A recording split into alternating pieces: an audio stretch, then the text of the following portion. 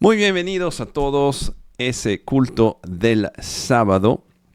Tenemos una enseñanza muy especial hoy, pero primero que todo vamos a darle gracia al Señor Jesús de Nazaret, nuestro Dios, nuestro Salvador y nuestro Redentor. No tenemos la versión electrónica de la Biblia hoy por el hecho que estamos pendientes de un problema técnico, pero no importa, porque lo más importante es el Espíritu de Dios que nos va a enseñar las cosas. Así que nos vamos a ver Primera de Reyes, empezamos a leer Primera de Reyes, capítulo 13. Perfecto, empezamos entonces en versículo 1. Si ustedes tienen su propia Biblia, eso va a ser más fácil, pero también pueden escuchar. Primera de Reyes, capítulo 13, versículo 1 dice: He aquí que un varón de Dios, por palabra de Jehová, vino a Judá y a Betel. Y estando Jeroboam junto al altar para quemar incenso. Vamos a entender el contexto de ese capítulo. Estamos hablando del el rey Jeroboam, que es un rey malo. Es uno de los reyes de Israel que empezaron a traer ídolos otra vez al pueblo de Israel y a alejarlo, a distanciarlo, como se dice, de la presencia de Jehová. Entonces, Señor, muchos de los reyes del pueblo de Israel cometieron ese tipo de error, ese tipo de pecado. Entonces viene ese profeta, un varón de Dios, dice la palabra de Dios, y donde ese rey está planeando una fiesta y sacrificios de animales para sus ídolos, interviene y empieza a orar. Versículo 2 dice: Aquel clamó contra el altar por palabra de Jehová y dijo: Altar, altar, así ha dicho Jehová: He aquí que a la casa de David nacerá un hijo llamado Josías, el cual sacrificará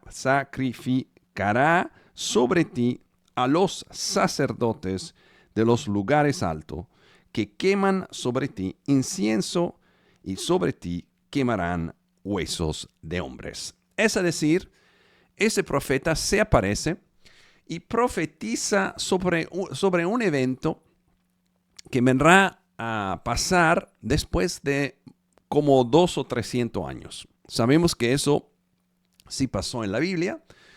El rey Josías viene siendo un rey muy bueno que limpia Israel de todos los ídolos, mata a todos los profetas falsos y lo quema en los altares. Entonces, vemos que ese varón de Dios habla no solamente la verdad, pero es algo fuerte. Él se mete en una situación difícil donde el rey, que tiene poder, que tiene soldados, que tienes fuerzas, que tienes militares, que lo puede matar, es decir, él interviene y empieza a acusar por medio de la palabra de Dios esos hechos que el rey está haciendo. Versículo 3 dice: Y aquel mismo día dio una señal, diciendo: Esta es la señal de que Jehová ha hablado. He aquí que el altar se quebrará y la ceniza que sobre él está se derramará. Encima de eso le dice: mi profecía es verdadera, es la verdad, y te lo voy a comprobar por medio de una señal que va a pasar. Y esa es la descripción de lo que va a pasar. Versículo 4. Cuando el rey Jeroboam oyó la palabra del varón de Dios, que había clamado contra el altar de Betel, extendiendo su mano desde el altar, dijo: Préndele. Mas la mano que había extendido contra él se le secó y no pudo enderezar. Es decir, el rey está como mandando a agarrar ese varón de Dios para mandarlo preso. para hacerle algo malo. Y en el medio de hacer eso con su mano, ese brazo se frisa y queda ahí parado en el aire. Eso es otra señal enorme que ese varón de Dios no solamente es hombre de Dios, pero también tiene acceso al poder de Dios. Es decir, no estamos hablando de alguien que se levantó para acusar al rey de algo que no le gustó. No, él fue mandado por parte de Dios directamente. Y lo está demostrando por medio de profecía y milagros. Versículo 5, y el altar se rompió y se derramó la ceniza del altar conforme a la señal que el varón de Dios había dado por palabra de Jehová. Así que todo conforme exactamente al ministerio de profecía, al ministerio profético de ese varón de Dios. Versículo 6. Entonces respondiendo el rey, dijo al varón de Dios, te pido que ruegues ante la presencia de Jehová, tu Dios, y ores por mí para que mi mano me sea restaurada. Ahora vemos el rey que pasa de acusación, de retaliation, como se dice en inglés, de venganza, a pedirle ayuda a ese mismo profeta para que le ayude a restaurar su mano. Vemos que las cosas cambian. ¿Qué pasa entonces? Dice entonces, y el varón de Dios oró a Jehová y la mano del rey se le restauró y quedó como era antes. Primer paso, vemos que aquí el varón de Dios no actúa de forma violenta, de forma personal, como decir, tú eres hombre malo y como yo soy bueno, soy un profeta de Dios, no te voy a ayudar. Sino que él no tiene juicio, no tiene forma de decir que él es mejor que el rey. Nada más, él ora para él y por medio de la oración del profeta, el rey viene restaurado. Pues vemos en ese caso que quizá la reacción del rey, mejor pensar que quizá el rey ahora se va a arrepentir. Después que ha visto todo eso, después que ha visto el milagro, las cenizas, la mano frisada y ahora por medio de la oración. Sería la reacción normal, ¿verdad? Pero vamos a ver qué pasa en realidad. Dice, versículo 7. Y el rey dijo al varón de Dios, ven conmigo a casa y comerás, y yo te daré un presente. Vemos que en vez de arrepentirse, empezar a llorar a Dios, a pedirle perdón a Dios, después de haber recibido su alerta, después de haber recibido su señal que él estaba haciendo algo bien malo y que Dios le mandó un profeta para demostrarle el poder de Dios, que él vio con sus propios ojos, él empieza a negociar con ese profeta para invitarla a su casa. Podemos pensar cualquier cosa, no sabemos, la Biblia en realidad, la palabra de Dios nos dice qué pasó, pero podemos imaginar que quizá él intentó sacarle ventaja a esa situación, quizá usar el profeta. Dice versículo 8, pero el varón de Dios dijo al rey, aunque me dieras la mitad de tu casa, no iría contigo, ni comería pan, ni bebería agua en ese lugar. Es decir, le explica que tú no me vas a comprar. No me puedes comprar porque, aquí lo explica, versículo 9, porque así me está ordenando por palabra de Jehová, diciendo, no comas pan, ni bebas agua, ni regreses por el camino que fueres. Es decir, él está bien obediente, vamos a verlo bien, a la palabra de Dios. Acaba de cumplir milagros. Acaba de entregar su mensaje para el rey. Acaba de decir su profecía de lo que viene en muchos años. Y acaba de negarle al rey su invitación a comer con él. Es decir, ese varón de Dios lo está haciendo todo perfectamente bien, exactamente como Dios le mandó. Más que todo vemos que él no está entregado en eso personalmente. No es una lucha personal contra el rey. Él está haciendo nada más lo que Dios le está mandando.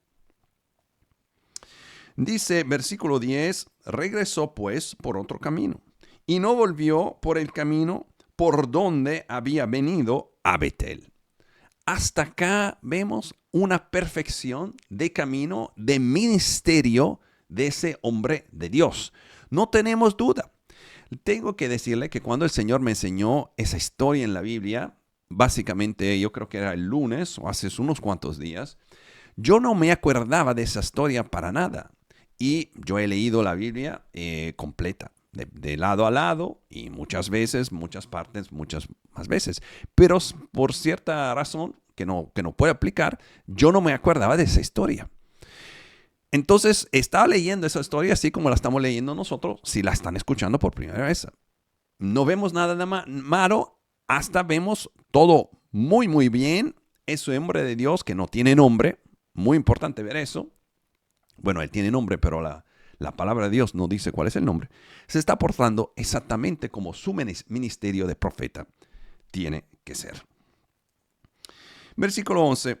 Moraba entonces en Betel un viejo profeta, al cual vino su hijo y le contó todo lo que el varón de Dios había hecho aquel día en Betel. Le contaron también a su padre las palabras que había hablado al rey. Entonces, el milagro fue tan y tan grande que todo el mundo alrededor de ese contexto, de ese territorio, de esa tierra, empezó a hablar de ese hombre de Dios, de ese profeta. Inclusive, otro profeta viejo. Es decir, alguien que tenía un ministerio básicamente igual al ministerio del varón de Dios. Vamos a ver qué pasa. Versículo 12. Y su padre les dijo, ¿por qué camino se fue? Y sus hijos le mostraron el camino por donde había regresado el varón de Dios que había venido de Judá. Versículo 13. Y él dijo a sus hijos, ensílladme el asno. Y ellos le ensillaron el asno y él lo montó. Es decir, ese otro profeta decide de tomar una acción personal para encontrar, ir a ver dónde está ese hombre de Dios. Él tiene una razón personal para encontrarse con ese hombre. No es suficiente haber escuchado las obras de ese hombre, sino que él quiere verlo en persona. Versículo 14. Y yendo tras el varón de Dios, le halló sentado debajo de una encina y le dijo, ¿eres tú el varón de Dios que vino de Judá? Y él dijo, yo soy. En ese momento podemos imaginar dos ministerios, dos profetas, dos hombres de Dios, por lo menos bajo lo que dice la palabra, en un encuentro personal. Eso pasa muchas veces. Pastores que encuentran pastores, apóstoles, misioneros, lo que sea. Hombres que en la tierra están haciendo la voluntad de Dios o trabajando para Dios, que se encuentran en un cierto momento de su vida y empiezan a comunicarse. Versículo 15, entonces le dijo, ven conmigo a casa y come pan.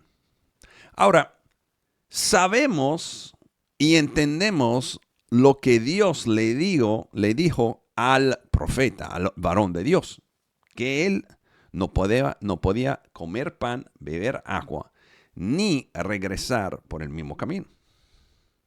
Versículo 16, mas él respondió, no podré volver contigo, ni iré contigo, ni tampoco comeré pan, ni beberé agua contigo en ese lugar. La misma respuesta que él dio al rey. Es decir, él no tiene nada personal. No es porque el rey era malo que le dijo que no, y ese profeta es bueno, que te voy a decir que sí. Es que Dios me dijo, no hagas eso. Ahora, vamos a verlo de esa forma. ¿Cuál es el comandamiento, la restricción de Dios? ¿Qué dijo? No comer pan y no beber agua y no regresar. ¿Eso es un pecado? No es pecado. No es un pecado, es un problema si él lo hace. ¿Por qué? Porque Dios le dijo a él personalmente, no haga eso. Es decir, que no es el comer, no es el beber, no es el regresar, es el que tú estás desobediéndole a Dios, que te dijo a ti, tú tienes que hacer eso. ¿Usted me está entendiendo? Vamos a ver qué pasa. Versículo 17. Porque por palabra de Dios me has sido dicho, no comas pan ni bebas agua ahí, ni regreses por el camino por donde fueres. Sabemos que entonces él tiene instrucciones como hombre de Dios claras.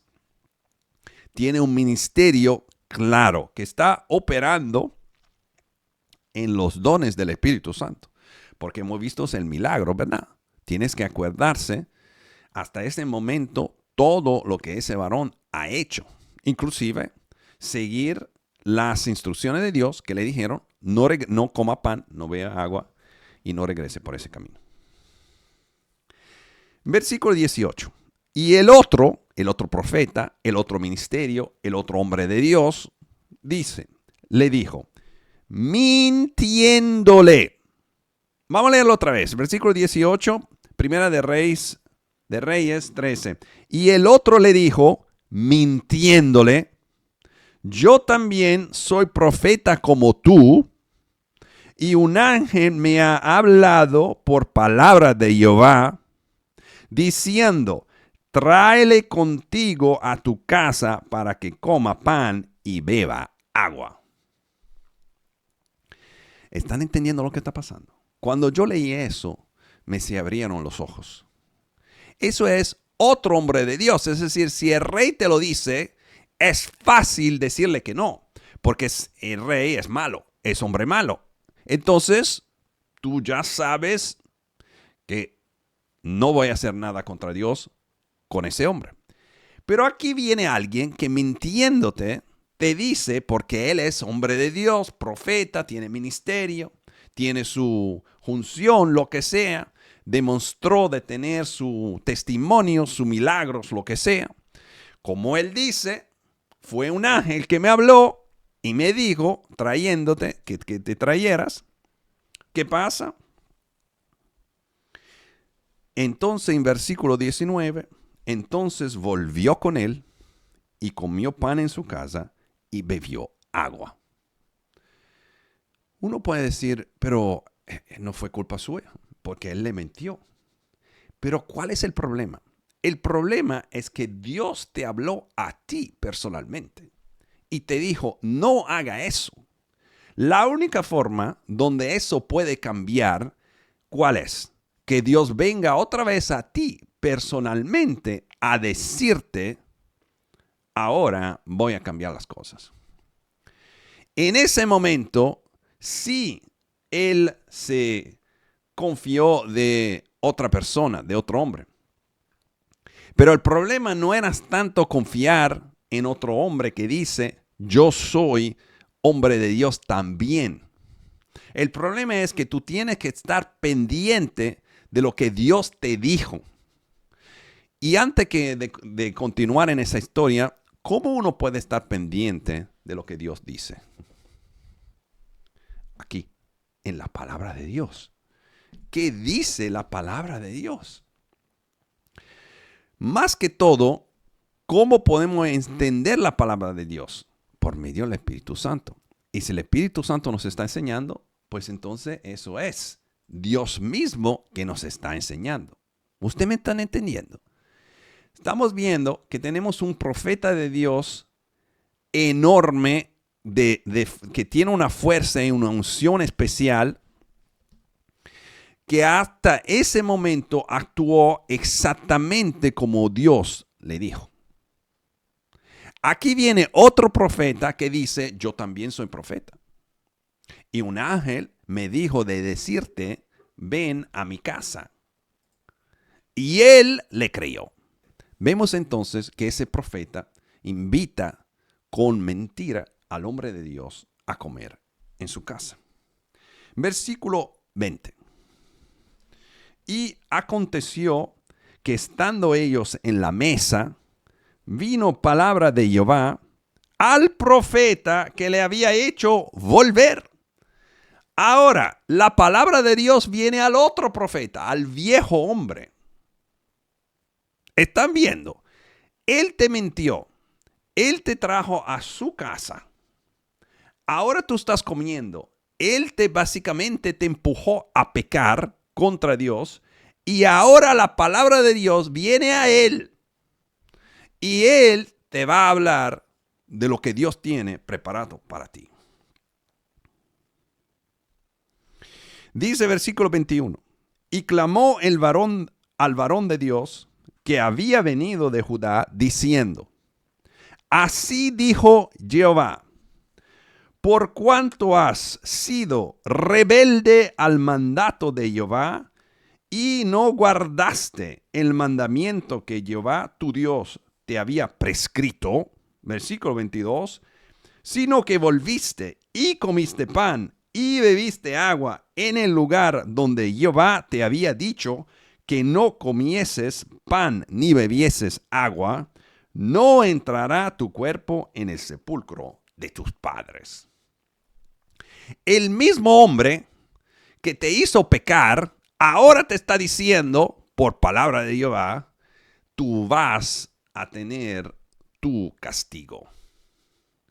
Imagínense ustedes ese momento donde el hombre de Dios, que quizá por toda su vida no dice cuántos años tenía, siempre escuchando, caminando cerca al Señor, haciendo siempre todo lo que el Señor le estaba mandando, demostrando el poder del Espíritu Santo, en ese momento se da cuenta que ese error le fue fatal. Versículo 24. Y yéndose, le topó un león. Versículo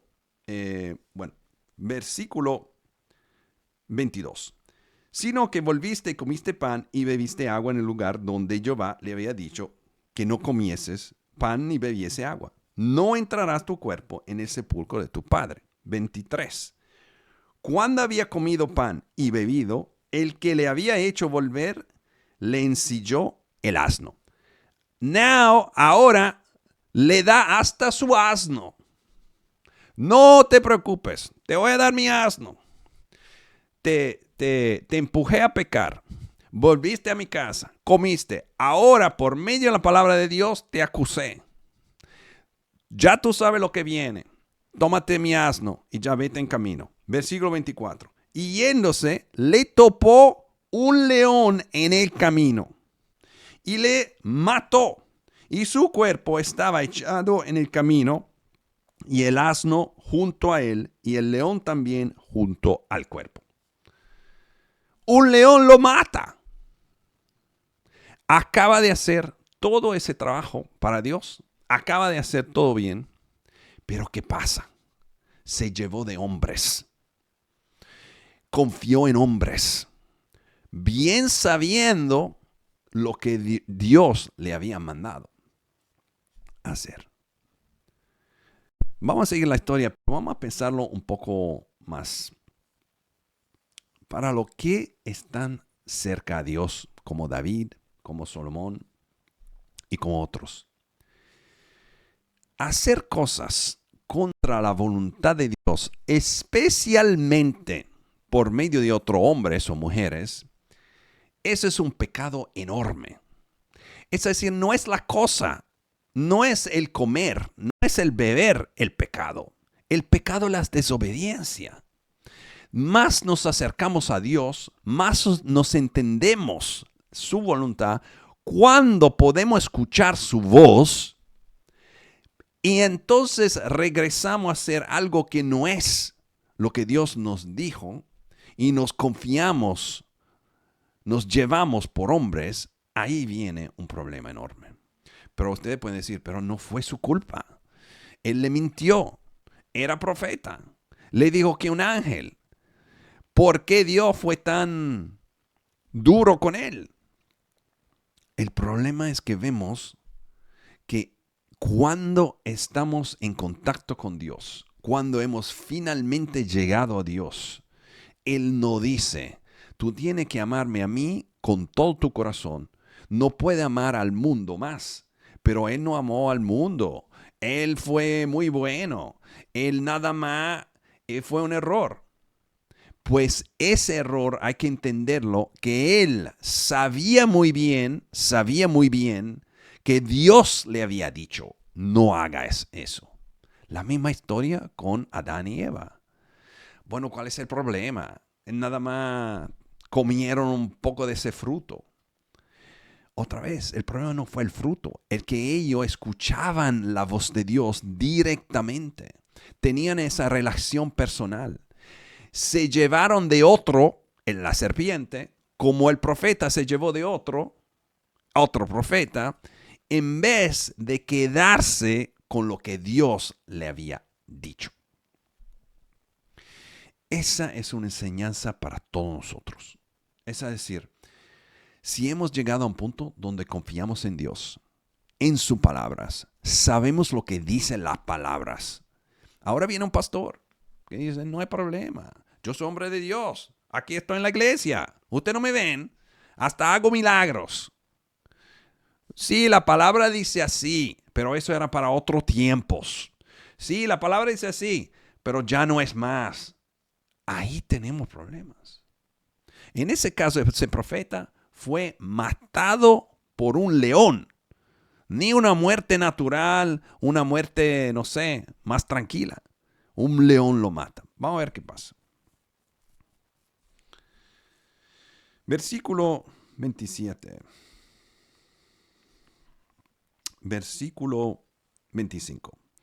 Y aquí unos que pasaban y vieron el cuerpo que estaba echado en el camino y el león que estaba junto al cuerpo, y vinieron y lo dijeron en la ciudad donde el viejo profeta habitaba. Oyéndolo, el profeta que le había hecho volver del camino, básicamente que le había hecho pecar, dijo, el varón de Dios es que fue rebelde al mandado de Jehová. Es él que te hizo pecar y ahora te dice que eres tú el rebelde. Así trabaja la cosa. Eso hay que entenderlo. Por tanto, Jehová lo ha entregado al león. Mira, fue él que pecó. Pero eres tú que le dijiste, mintiéndole, ven a mi casa. Bueno, pero él no está supuesto a decir que sí. Aquí entendemos que no podemos confiar de hombres, ni de mujeres, ni tampoco de mí. Vayan a la palabra de Dios con el Espíritu Santo que le diga, eso es lo que hay que hacer. Por tanto, Jehová lo ha entregado al león, que le ha quebrantado y matado conforme a la palabra de Jehová que él dijo. Le dijo. Versículo 27.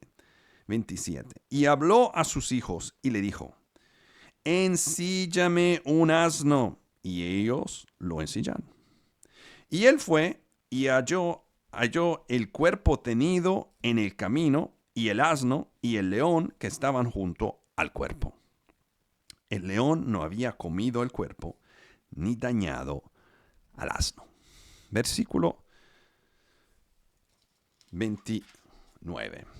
Entonces tomó el profeta el cuerpo del varón de Dios y lo puso sobre el asno y se lo llevó. Ahora es el hombre bueno. Ya está muerto.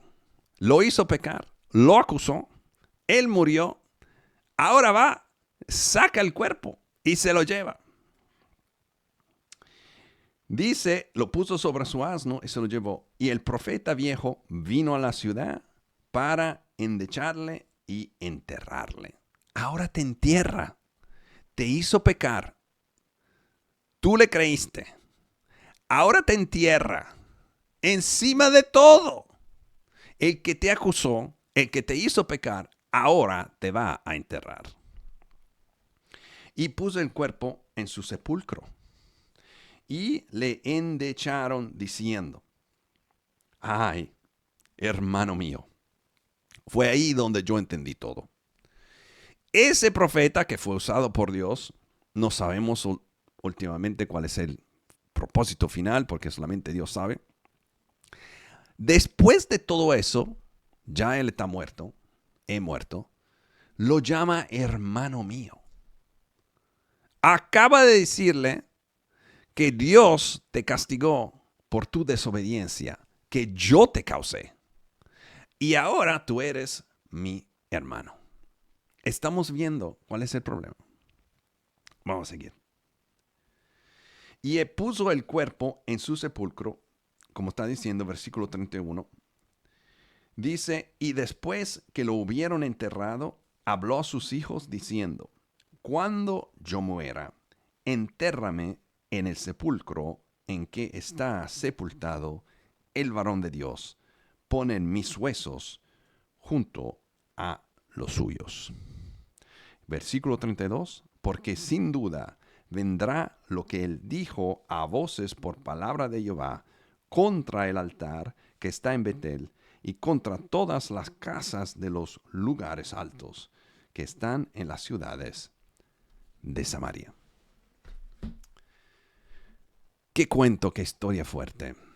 Yo entendí que lo que tenemos que entender por medio de esa historia es que estamos en un momento histórico que siempre ha existido, pero donde uno nada más puede confiar en Dios. Sí hay hombres que hablan la palabra de Dios, yo espero ser para ustedes uno de esos, pero al final del día no importa lo que yo diga, ni que otro pastor diga.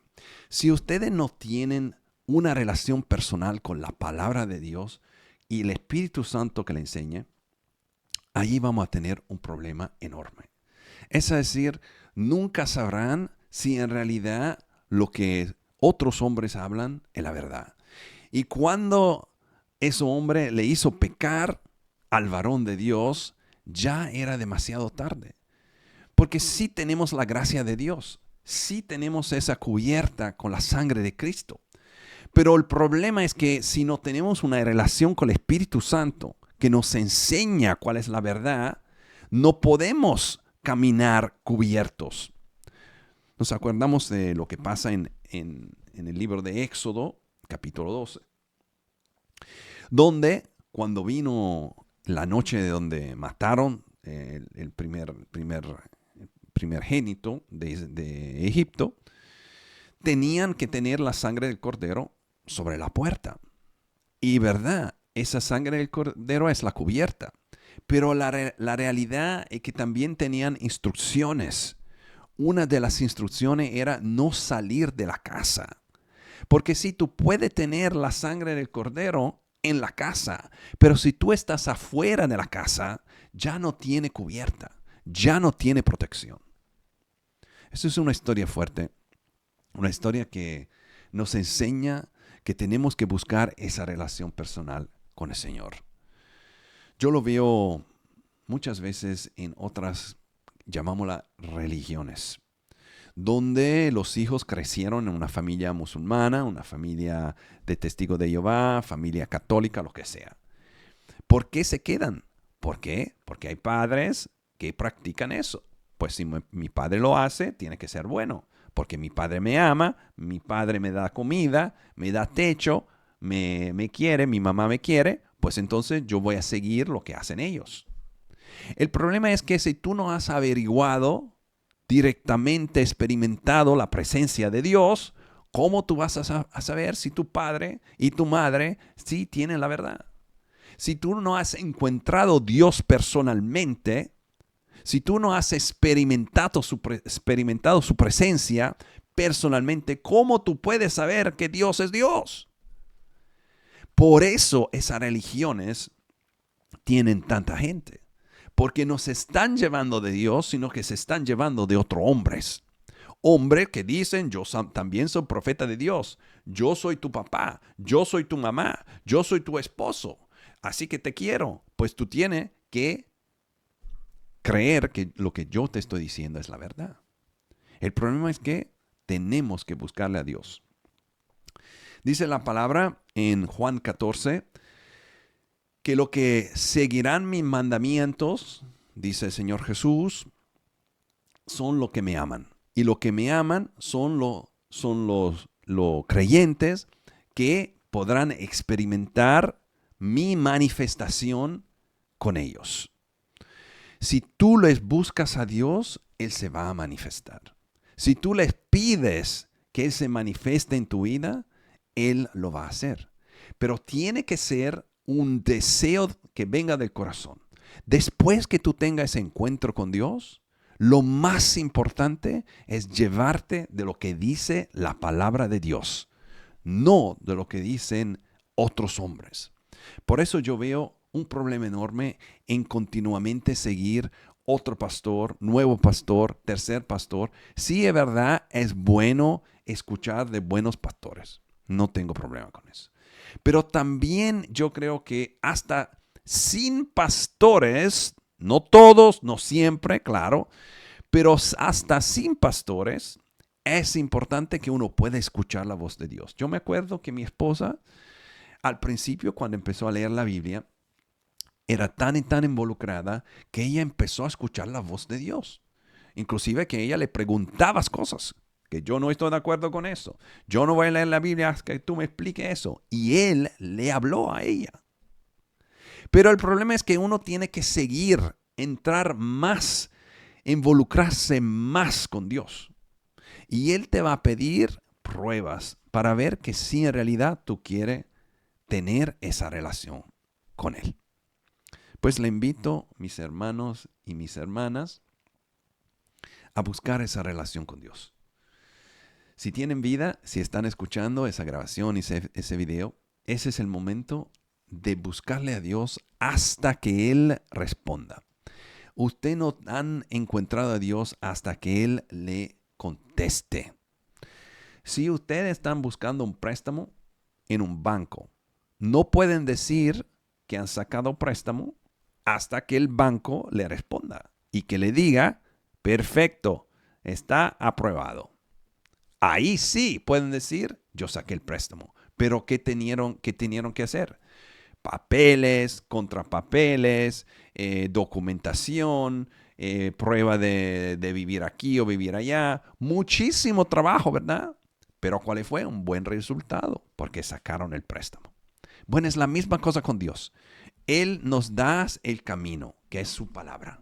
Por medio de su palabra y oración, usted tiene que pedirle día por día que Dios se manifieste en la vida de ustedes. Hasta que esa manifestación no venga, y puede ser cada uno en forma diferente, que usted pueda decir, yo sí he conocido a Dios, he encontrado a Dios, no tienen relación con el Señor. No es algo, vamos a decir, malo porque están vivos. Es bueno, pero tienen que buscarla personalmente. Saber de Dios, saber que Dios existe, es como yo siempre digo, yo conozco a Brad Pitt. No, yo no conozco a Brad Pitt. Yo sé quién Brad Pitt es, pero él no sabe quién yo soy. Es la misma cosa con Dios. Saber que Dios existe, saber que Dios quiere eso, no hace nada. Tener una relación con Dios es lo que nos ayuda a caminar y más que todo lo que nos salva. Porque eso quiere decir que el Espíritu Santo está dentro de nosotros. Como dijo el Señor, si tú me buscarás y seguirás mi mandamiento, yo me manifestaré en ti. Que el Señor les bendiga a todos, que tengan un buen día, en el nombre de Jesús. Amén.